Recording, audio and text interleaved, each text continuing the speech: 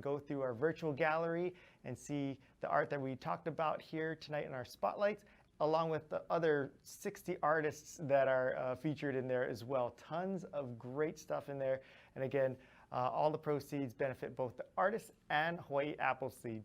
Right now, I'm going to go ahead and turn our attention to our next artist, who is, I believe, all the way in Waikiki right now joining us. Let's welcome Amber Urias. Amber, welcome. Hey, hi, thank you so much for having me. Of course. So Amber, I know we talked about this earlier, that you were stoked that you were getting to follow Solomon Enos. You said Yes. that he's such a huge inspiration to you. Yeah. And that this is your first interview experience. So Yeah. here you are. How do you feel? How did you feel about after hearing what Solomon had to say, and now you get to be on the spotlight? I'm just so incredibly grateful, and so humble, and just like I can't believe it's happening. I'm just really grateful to be here. And Solomon, I did papers with him, and like I've gone and seen him talk, and he's just so inspirational, and the way that his color is used is an inspiration, because that's what I like to do in my pieces too, is use like really vivid color and just immerse myself in that. So Yeah, well, speaking of your work, you do a lot of paints, and the thing that I thought was really interesting about your work is that you're located, I guess, in Waikiki, which I feel like yeah, there's probably a lot of inspiration, but at the same time, when we yeah. think Waikiki, it's like a lot of like loud noises, chaos, a lot of people and stuff, but yet it seems like that's kind of where you find a lot of focus and beauty in your work. Is that not correct? Yes, absolutely. I'm really inspired by my surroundings, especially when the pandemic hit. We're in Waikiki. We really felt it because it turned into a ghost town. The streets were empty. The trolleys and the buses that you're used to hearing empty. The hotel elevators stopped going up and down, and it's just you like start to feel really alone. So that's where a lot of the inspiration came from, is like the experience of being alone, and then the experience of you'll see it in one of my pieces, um, hearing everybody at like 7 o'clock on the Hmm. Alawai, and you hear air horns and chi-hoos, and we're not alone, even though it seems like a ghost town. But Yeah, yeah, so definitely Waikiki. that's such a unique perspective for those of us who have been here in the islands, affected by the pandemic. It definitely, I think, resonated with a lot of people with just how serious this was when we saw Waikiki, which was just known for just bustling with life, and then seeing those images of the streets empty and such. Um, I, I wanted to bring up one of the pieces that you have in our art gallery. Um, what is, tell us a little bit about the inspiration behind this, and what what were you feeling when you put this piece together? So initially, I, I, I was a server, and I was surrounded by hundreds of people a day. And when the pandemic hit and I lost my job, um, I started having a lot of alone time, and Mm. it started feeling really lonely, and once they opened the ocean back up, all we were allowed to do was swim. And so I took that opportunity. I love to swim, I love to snorkel, and I took that opportunity to try to go every single day. And so I found this spot at Kaimana's. It's called Kaimana's at Sunset. I Hmm. found this spot where the turtles dwell, where they slept. They tucked themselves under the reef, and I would float out there for hours just observing, and just like kind of just being in a different type of quiet, where you don't hear people talking pandemic, pandemic, pandemic. Yeah. And as I observed and I started going day after day, like I think for a month straight, I went every single day to Kaimana's.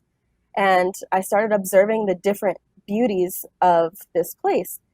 So each level of the painting from the bottom to the top is a different experience, is a different tangible observation, from the light lines to the actual reef where, like, I took pictures on my GoPro, Uh-huh. the reef where the turtles sleep, the turtles themselves, like the motion of the currents, even though it's like all one blue, it's still very much almost violent sometimes.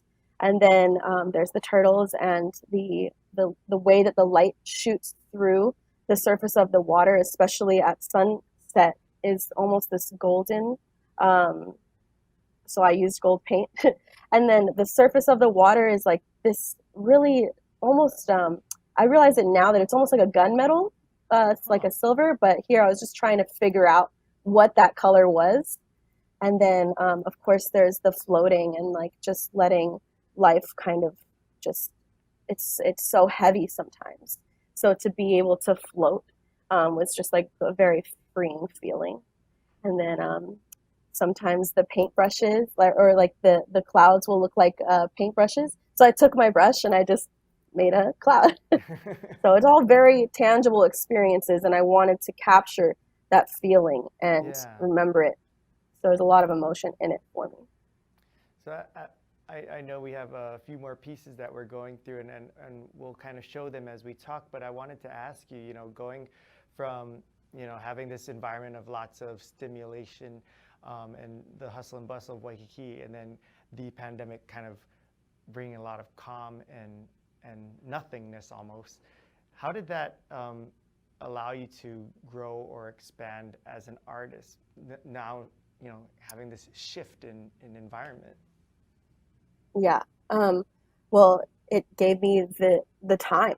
I would have never had this time. I started creating, just I initially was doing portraits to get that connection that I was missing, right?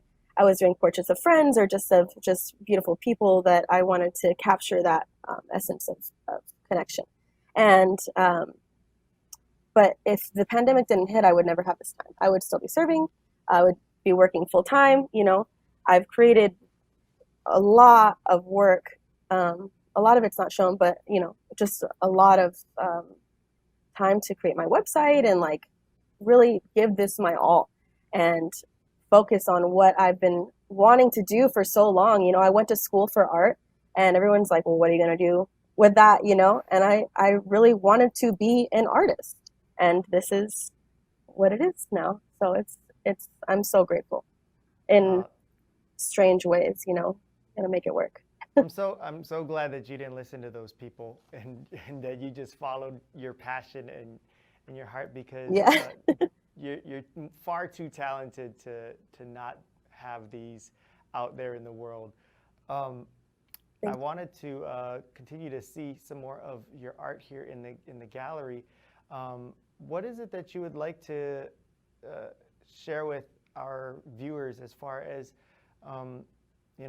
what are the things that you want your art and pieces like these to evoke or inspire in them? Is there anything in particular that you would hope you. Yeah. to, as far as Yeah. connecting with these people that do take your art home? Yeah. So, I do often think that art is a weapon and it can be used as a weapon. But for me, I use it as a tool for peace. Mm. And it's brought me peace to create these things. And I hope that it comes across as peaceful, whether it's in the color or whether it's in the essence of the entire piece. I really just want to bring a sense of peace and hope in a time that's very chaotic and stressful. Yeah. And that's how I have been able to find that peace myself, is by getting out of my head and putting it all on the canvas. Well, I absolutely love your work, and I love the colors, and it it's interesting because while the colors are so vibrant and evoke a lot of energy and positivity, it the images that you put out does evoke that peace and calm and comfort. And it's just such a neat combination of how you're able to do that with your work. Just uh, I know that there's a lot of fans out here watching this right now that also agree and just love your work. What would you want as far as to share with the rest of the people watching here? How can they stay connected with you? Anything that you would want them to know before we let you get back to the peace and calm of Waikiki? Right? um, so you can follow me on Instagram. It's at Amber_Urias. And then my website is just amberurias.com. And then you can find my full portfolio on there. I also have like hoodies and stuff that I put my paintings on. Oh, neat. So more accessible ways like phone cases and stuff like that, you know. So some of the paintings here are actually on phone cases or towels or stuff that you can like have, you know. I like that Yeah. accessibility too. So yeah, you can follow me on Instagram or find me on my website, which does have other social media handles on there as well. Awesome. Well, I'm really glad I got to meet you. I loved spending this time with you, and um, I I'm really excited to see more work coming out of your studio there. But in the meantime, thank you so much for providing your talents and your art for Artists for Appleseed, and thanks for being a part of our wonderful gallery here. Thank you so much. I'm so grateful to be here. All right. Well, Appreciate it. we'll talk to you later. Take care. Bye bye. Okay. Bye. All right. Thank you so much, Amber, for joining us again on tonight's Artists for Appleseed Spotlight here. And we have another artist in the wing.